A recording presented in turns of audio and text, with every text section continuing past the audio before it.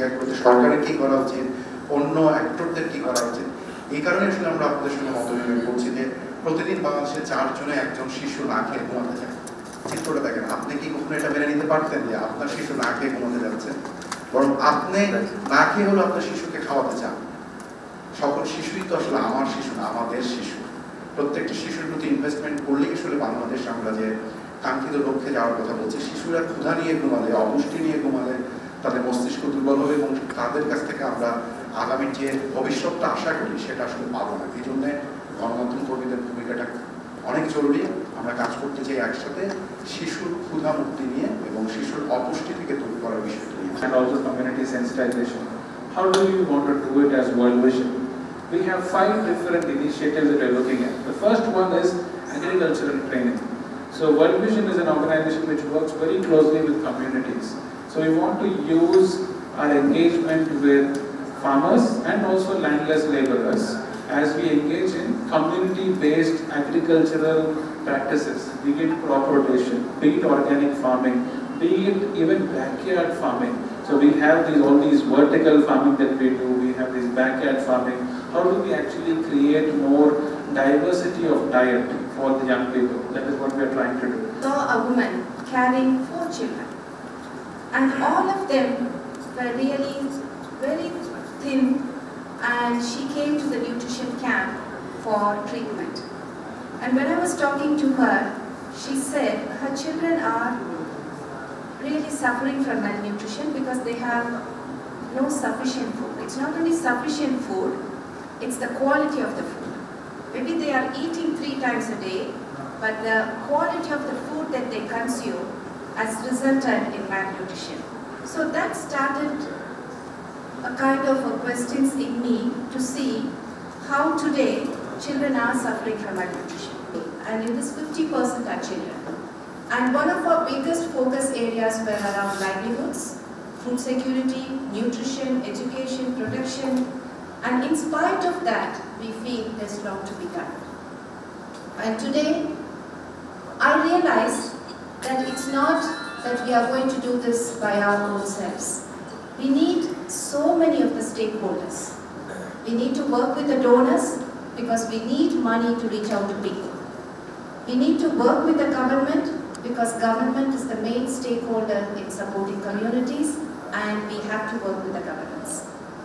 And third, we have to work with the communities because that alone will give us the sustainable development. And fourth, a very crucial partner, and that is you. Because media plays a very crucial role. And all that we believe is while we support children to be out of malnutrition, we also want children to be advocates in promoting a world where there is zero hunger, where there is zero malnutrition. So I'm taking forward that advocacy effort and that campaigning work. Your partnership is quite crucial for us. And you, each one of us, are going to be partners with us in addressing this malnutrition. And that's why this meeting is an important event for me, so that we regularly interact with you, share the information, so that you are a partner in reducing malnutrition in Cox's Bazar. প্রচারণার একটা বিষয়, এটা কোনো programme না।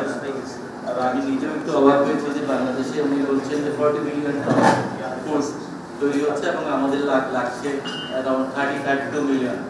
তার মানে আমরা প্রায়, উনি বলছেন যে আমরা if I am not wrong, at least 8 million ton food we are wasting, 10 to 30 million.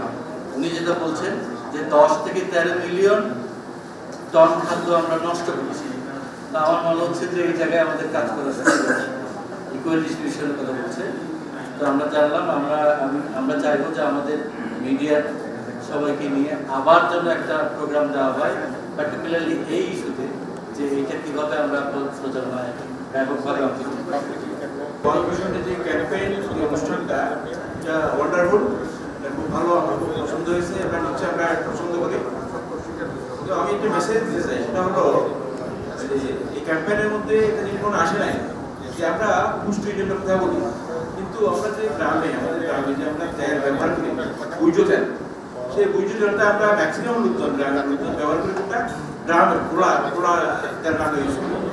কিন্তু যারা পুষ্টিবিজ্ঞানী অথবা পুষ্টি নিয়ে যারা কাজ করেন তাদের বক্তব্য হলো ওই পাম অয়েল যেটাকে বলি অথবা গ্রাম থেকে আমরা তেলটা ইউজ করি বাদাম তেল, এটাতে কোনো পুষ্টি নেই, বরং ক্ষতিকারক জিনিস আছে। তাহলে আপনারা কি ওদেরকে মেসেজটা দিতে পারি গ্রামের লোকজনকে, আমাদের বাইরের লোকজনকে, যেটা আমরা যেটা জানি আমরা দেখি আমাদের যখন নিজস্ব বা আনুষ্ঠানিক কোনো অনুষ্ঠান হয়ে থাকে তখনই দেখা যায় রাত্রে বা দুপুরে অনুষ্ঠান শেষে কতগুলো আমরা খাদ্য ডাস্টবিনে ফেলি। তাতেই বোঝা যায় বাংলাদেশে কি রকম মানে খাদ্যের, আমরা বলি খাদ্যের অভাব, কিন্তু আমরা খাদ্য নষ্ট করি। এবং আজকে যে উদ্দেশ্যে বিশেষ করে শিশুদের নিয়ে এখানে কথা হচ্ছে, আমি মনে করি এই শিশুদের খাদ্য থেকে আমরা যারা আছি আমাদের থেকে শিশুরা কিন্তু অনেক সুষম খাদ্য থেকে বঞ্চিত হচ্ছে। এখানে আমাদের সাইফুল ভাই বলেছেন, ইসলাম ভাই বলেছেন, বাহারি ভাই বলেছেন যে আসলে আমরা যদি কিছু যদি জিনিসের ব্যাপারে সচেতন হতে পারি তাহলে আমরা ভবিষ্যৎ আমাদের জন্য ভালো হবে। এবং আমি আবারও এই ওয়ার্ল্ড মিশন কর্তৃপক্ষকে অনুরোধ করবো, আপনি আরেকটা দিন সময় করে যদি সবাই আমাদের মিডিয়ার বন্ধুদের নিয়ে যদি এটাকে আরেকটু এলাবোরেট যদি একটা প্রোগ্রাম করেন তাহলে আমরা এটাকে ফলো আপ করতে পারবো। এবং আমি আজকে এখানে যারা আছেন আপনারা সবাই শুনেছেন মূল প্রতিপাদ্য, আপনারা সবাই জিনিসটাকে একটু হাইলাইট করবেন, এটা আপনাদের কাছে আমার অনুরোধ থাকবে। আপনাদের সহযোগিতা নিয়ে আমাদের কাজগুলো আমরা এগিয়ে নিতে চাই এবং আশা করছি আপনারা মিলে গভর্নমেন্ট যে ইনস্টিটিউশনগুলো রয়েছে সবাই মিলে কক্সবাজারের শিশুদের জন্য এবং কক্সবাজারে যারা বসবাস করছেন সবার জন্য আমরা একটা সুন্দর কাঙ্ক্ষিত সমাজ ব্যবস্থা এবং উন্নয়নের রূপকল্পে আমরা সম্পৃক্ত হতে পারবো।